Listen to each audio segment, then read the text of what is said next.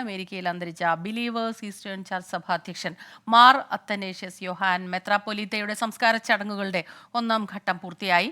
Dallas Wills പോയിന്റിലെ Saint Peter's Believers Eastern Church കത്തീഡ്രലിലാണ് ചടങ്ങുകൾ. 8 ഘട്ടങ്ങളായാണ് സംസ്കാര ചടങ്ങുകൾ നടക്കുക. മധു കൊട്ടാരക്കര ചേരുന്നുണ്ട് അമേരിക്കയിൽ നിന്ന് വിവരങ്ങളുമായി. മധു കൊട്ടാരക്കര, ഗുഡ് മോർണിംഗ്. ഏത് രീതിയിലാണ് ചടങ്ങുകൾ ക്രമീകരിച്ചിട്ടുള്ളത്? ഇപ്പോൾ എന്താണ് ചടങ്ങുകൾ നടക്കുന്നത് അവിടെ? Good morning Smitha. കാലം ചെയ്ത അഭിമന്യ മോറോൻമാർ അത്തനേഷ്യോസ് യോഹാൻ പ്രഥമൻ മെത്രാപ്പൊലീത്തയുടെ അന്തിമോപചാരം അർപ്പിക്കുന്ന പൊതുദർശനമാണ് ഇപ്പോൾ ഡാളസിൽ നടന്നുകൊണ്ടിരിക്കുന്നത്.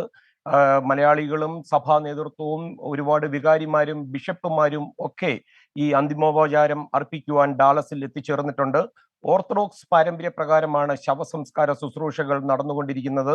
ഡാലസിലെ റെസ്റ്റ്ലാൻഡ് ഫ്യൂണറൽ ഹോമിൽ പൊതുദർശനത്തിന് ഇന്ന് പ്രാദേശിക സമയം വൈകിട്ട് 4 മണി മുതലാണ് ഈ പൊതുദർശനം നടന്നുകൊണ്ടിരിക്കുന്നത്. നൂറുകണക്കിന് വിശ്വാസികളും ബിഷപ്പുമാരും അതുപോലെ മലയാളി സംഘടനാ നേതാക്കളും മറ്റു മതസ്ഥരും ഒക്കെ എത്തിയിരുന്നു. സുവിശേഷ ലോകത്ത് ഡോക്ടർ KP യോഹന്നാൻ എന്ന പേരിൽ വിശ്വാസികളുടെ ഹൃദയത്തിൽ കുടിയേറിയ യോഹാൻ മെത്രാപ്പൊലീത്തയുടെ ഈ പെട്ടെന്നുള്ള വേർപാടിന്റെ ഞെട്ടലിൽ ഈ അന്തിമോപചാരം അർപ്പിച്ച് സംസാരിച്ച പലരിലും നമുക്ക് കാണുവാനും സാധിച്ചു. മലങ്കര ഓർത്തഡോക്സ് സഭയുടെ ഡോക്ടർ ഗീവർഗീസ് മാർ യൂലിയോസ് മെത്രാപ്പൊലീത്ത, അതുപോലെ യാക്കോബ സഭയുടെ arch bishop Mar Titus Eldho, മുൻ രാജ്യസഭാ ഡെപ്യൂട്ടി ചെയർമാൻ PJ കുര്യൻ തുടങ്ങിയവർ ഡാലസിലെത്തി അന്തിമോപചാരം നൽകിയവരിൽ ഉൾപ്പെടുന്നുണ്ട്. 8 ഘട്ടങ്ങളിലായിട്ട് നടക്കുന്ന ഈ ഖബറടക്ക ശുശ്രൂഷയുടെ ആദ്യഘട്ടം ഇന്നലെ ഡാലസ് വിൽസ് പോയിന്റിലെ Saint Peter's Believers Eastern Church Cathedral വെച്ചാണ് നടത്തപ്പെട്ടത്.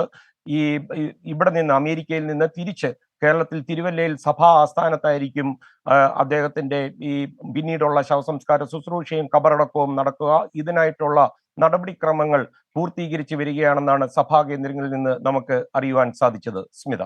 ശരി, മധു കൊട്ടാരക്കരയാണ് അമേരിക്കയിൽ നിന്ന് വിശദാംശങ്ങൾ നൽകിയത്.